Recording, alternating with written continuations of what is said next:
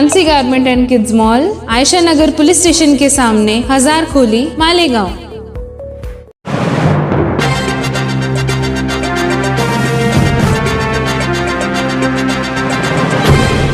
देखते रहिए the prime news Abdul Rahman के साथ।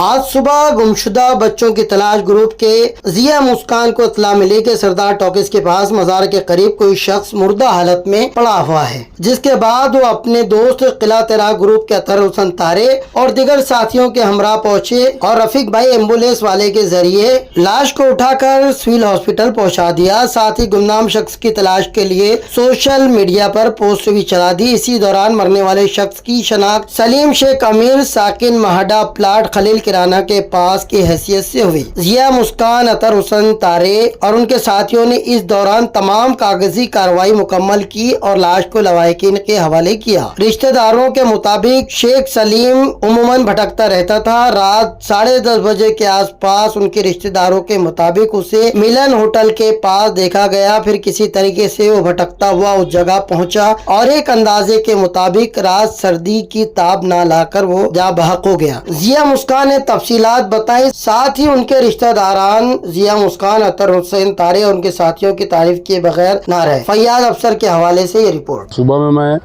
मुझको हमारे शहर मालेगांव सिटी पुलिस स्टेशन से नौकार साहब ने फ़ोन किया और उन्होंने बताया कि भाई सरदार मार्केट के बिल्कुल पीछे जो दरगाह है, दरगाह के सामने यानी जो कि सरदार मार्केट से पीछे जो रोड अम्बेडकर पुल पे निकलता है, उस रोड पर तकरीबन 50 से 55 साल के करीब एक बुज़ुर्गों की लावारिश लाश वहाँ पर है।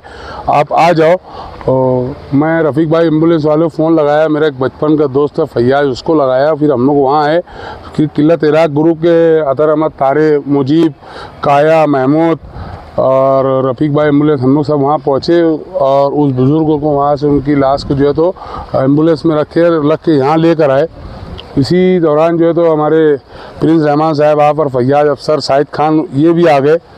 यहाँ लाने के बाद और मैं तो वहीं से एक पोस्ट बनाया फ़ोटो निकाल कर कि ये लावारिस लाश की शनाख्त कीजिए, और उस पोस्ट को मैं अलाउद्दीन अंसारी को, जो हमारे मुखलिस साथी है गुमशुदा बच्चों की तलाश ग्रुप के, उनको दिया कि यार ये वायरल कर दो।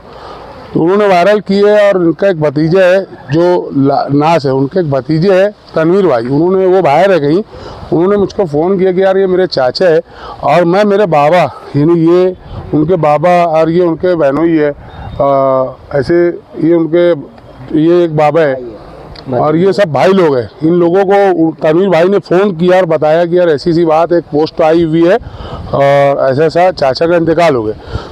तो इन लोगों को फ़ौरन उन्होंने यहाँ भेजे और तकरीबन सिटी पुलिस स्टेशन के नौकार साहब, PI सोनोने साहब और दीगर पुलिस अफसरान और सिविल हॉस्पिटल के जो डॉक्टर्स हैं, अभी हम लोग पूरी कानूनी कार्रवाई में जो है तो लगे हुए कंटिन्यू 1-2 घंटे से।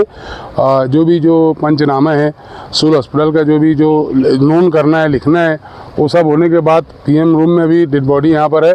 जब हमको डेड बॉडी मिलेंगी तो उसके बाद जो है तो आखिरी मरहल तदफीन के लिए इनको लेकर जाएंगे हम लोग घर पर। बॉडी के ऊपर किसी किस्म का कोई चोट, कोई निशान या कुछ? देखिए, रिजिबल मार्क जो पुराना होता है वो तो होंगे उस पर, मगर ऐसे कोई चोट का नज़ारा चेहरे पर समझ में नहीं आया। और ऑन द पब्लिक स्पॉट हमें राइट नहीं बनता कि हम वहाँ पर उसको खोलकर उसको चेक कर सकते हैं, क्योंकि वहाँ पब्लिक जमा हो जाती है।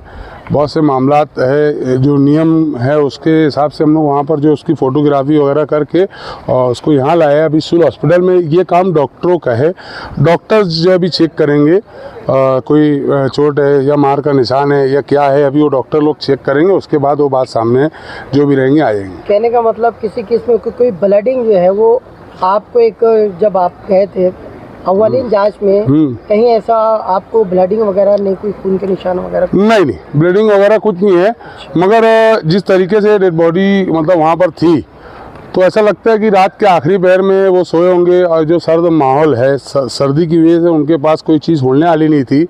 और ऐसे इतनी ज़्यादा सर्दी के अंदर यानी हम देखा जाए तो हम जैसे नौजवान लोग जो है तो आज जैकेट वगैरह लेना पड़ता है, वो बुज़ुर्ग होते।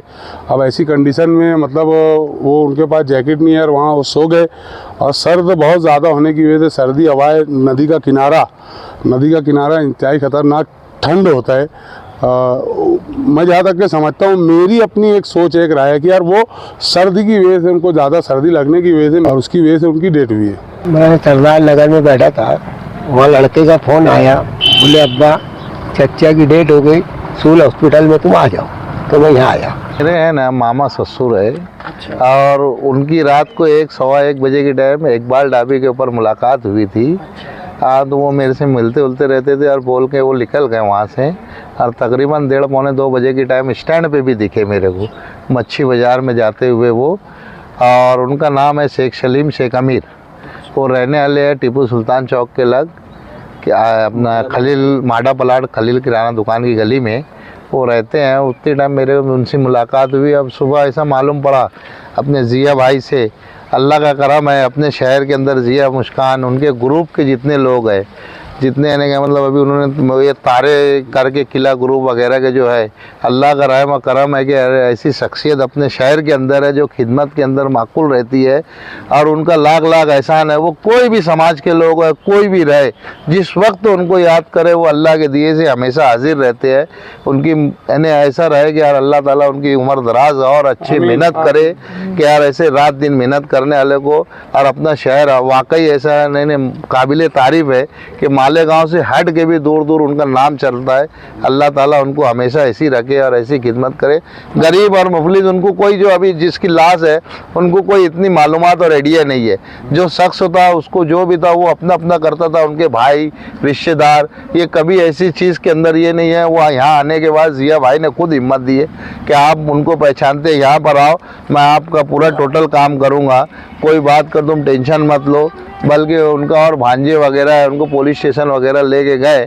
जिया भाई बोले कि कुछ है नहीं ऐसी बात डरने डराने की नहीं है, जो है ओरिजिनल अपना काम है। उनकी शनाख्त तो हो गई है, तुम आओ, मैं तुम्हारा कोऑपरेट करूँगा, मेरे दोस्त लोग रहेंगे तुम्हारे साथ, तुम हिम्मत जताओ, उनके लिए जो भी रहेंगे मैं बरोबर करूँगा।